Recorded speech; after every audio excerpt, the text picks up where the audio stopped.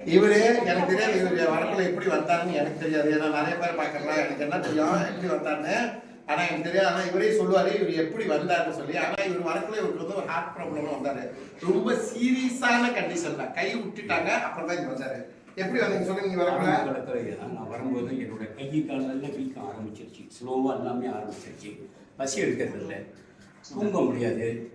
எனக்கு வந்து கேரை வந்து எப்போ சாப்பிட முடியாது. கைக்கெல்லாம் வீங்கி ரொம்ப துருவாயிட்டேன். அப்படியே இருந்து ரொம்ப நாள் பிறகு நான் இங்கே வந்தேன்.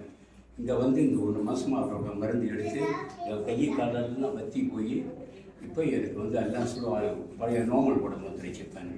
சரி, செக்அப் பண்ணுங்க. செக்அப்க்கு போனதுக்கு வந்து அந்த ஹார்ட் எல்லாம் வீக்கமாக இருக்கிறதுலாம் நல்லா ஆயிடுச்சு. இப்போ ஒரு பிரச்சனை இல்லை. என்ன மலச்சிக்கல் பிரச்சனை அதுதான் எனக்கு கொஞ்சம் இருக்குது. மற்றபடி பிரீத்திங் எல்லாம் மூச்சு வாங்குறது எல்லாமே கொஞ்சம் தெளிவாயிடுச்சு. நானும் எக்ஸசைஸ் எடுத்தேன். இப்போ நானும் காலையில் தேங்காய் பறிச்சுன்னு எடுக்கிறேன்.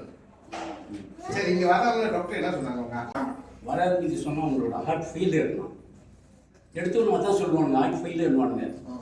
அதோட பர்பஸ் என்னன்னு அவங்க சொல்ல மாட்டானுங்க. மருந்து கொடுப்பாங்க, ஹாஸ்பிட்டல் மருந்து நீங்கள் எடுக்கணும். ஏன்னா கொலஸ்ட்ரால், ஹை கொலஸ்ட்ரால் வேணும். எந்த டாக்டருக்கு போனாலும் சரி ஹை கொலஸ்ட்ரால் வேணும். அது வந்து பர்பஸ் மருந்து. இங்கே வந்து அந்த தான் தீர்வு காணிச்சுது. இப்போ வீக்கெல்லாம் ஒன்றும் எல்லாமே இல்லை, நார்மலாக இருக்குது. என்ன ஒன்று இந்த காற்று மாதிரி கொஞ்சமாக பிடிக்குது எனக்கு, அவ்வளோதான். சரி, இப்போ அந்த என்ன கோலம் பிரச்சனை, இந்த மன சிக்கல் தான். சரி, இந்த வீடியோ நிறைய பேர் பார்த்துட்டு இருப்பாங்க. என்ன சொல்ல விரும்புறீங்க? இது மாதிரி மக்களுக்கு பிரச்சனை இருந்தால் நேராக வந்து இங்கே ஐயா கிட்ட வந்து இந்த ட்ரீட்மெண்ட் எடுத்து உங்களுக்கு ரொம்ப நல்லது. லேட் ஆகாது. இதுதான் நான் சொல்ல வேண்டியது. சரி, பாருங்க, இதே மாதிரி பிரச்சனை நிறைய பேர் இருப்பீங்க.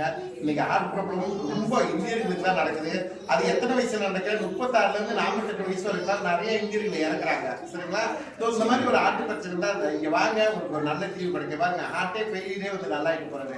சரிங்களா? நன்றி, வணக்கம். முக்கியம் விஜய் பேசுறேன். அடுத்தது வாங்க. ஒரு ரிப்போர்ட் இருக்கா?